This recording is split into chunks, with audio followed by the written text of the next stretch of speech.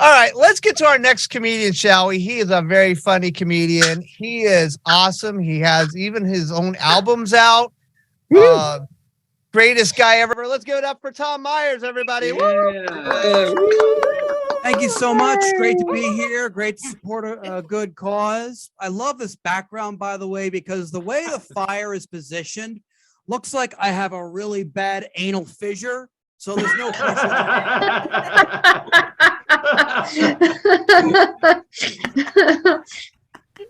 Like, people often ask me to describe my comedy. It's really difficult for me to do because I just say, like, look, I live a pretty normal life, and then I come on and do this, three times a week.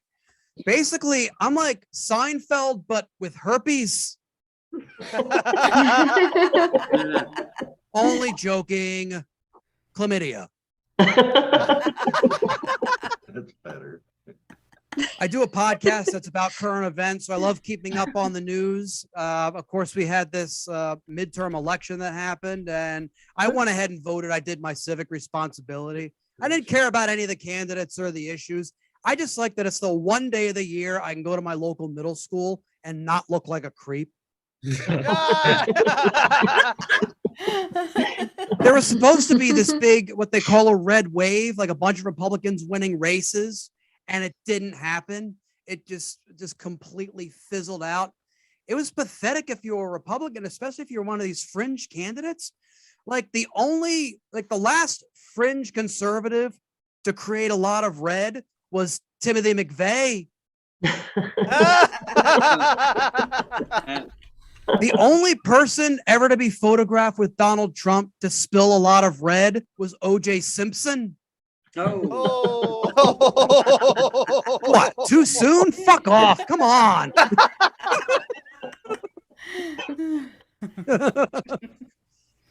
I mean, I come from a very negative place. Like, that's kind of why I'm like this. I'm from Baltimore, Maryland. And we had something in the news recently where they were filming a movie called Lady in the Lake. And they had to halt production for a little bit because the production crew was threatened by heavily armed drug dealers. So they had to go ahead and stop the filming, which basically means, like, if you're filming something in Baltimore and it's not about other heavily armed drug dealers or cops, just forget about it. All right. Like, you're not going to be able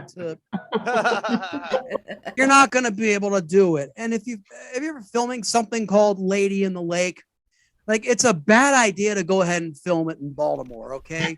We're not known for our culture. Okay. We're not even known for our lakes. We're not known for lakes or culture. The only lake we have in Baltimore is our inner harbor. And the only culture you'll find in there is flesh eating. And the only ladies you'll find in that lake are dead prostitutes. Oh my God.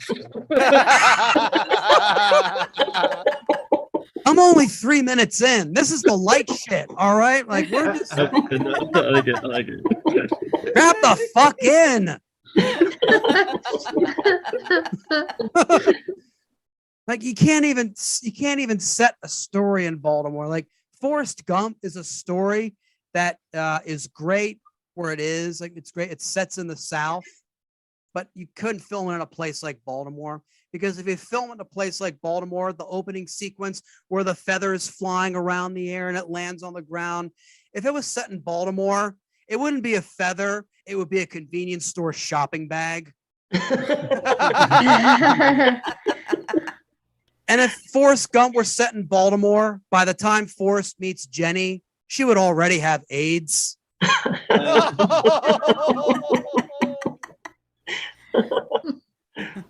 We had some good things, though. I used to put on my resume that I had a walk-on role in House of Cards. I played a congressman, but I can't say that anymore. Fuck you, Kevin Spacey. But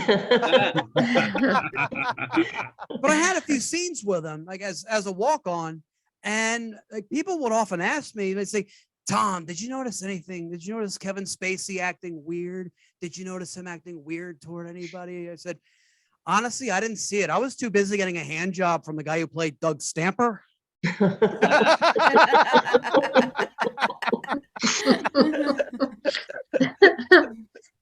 have this reputation, like I'm known locally as a very negative person. I'll tell you a little story. I was in my local shopping mall and I was dozing off in one of those leather chairs that vibrates because my comedy career is really skyrocketing right now. And someone comes up to me and asks and wakes me up and goes, you know what your problem is? You're an unapproachable dick, and just walks right off. Like, not only do they not understand me, but they also don't understand irony. I also have a bit of a reputation as being kind of an asshole online, but it's like I can't help it. It's like it's the comedian in me. Like, this is batting practice. I have to go ahead and respond.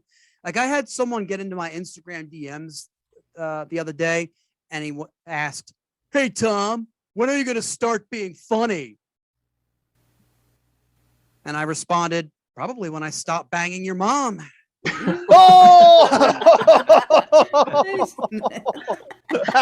And wouldn't you know it, the guy's mom actually got in touch with me and got mad at me for saying that. What? Oh man. But, you know, to be fair, like, why was she letting her 7th grader on Instagram? I don't understand that. And there's a lot of sexism in comedy, which I absolutely hate. Like, I try and look back at some of the material I used to do, and I go, was I being sexist doing that kind of stuff? Like, I did a show online the other day, and there was a comic who was talking about this is really terrible routine about how Susan B. I don't know why people respect Susan B. Anthony. She wasn't really a looker. I'm like, bud, that's your opinion. All right. You know how many times I've jacked off to a silver dollar? And those are the perfect ones because you go ahead and you wash them off, and I give them to the Uber Eats guy if he's late with my food.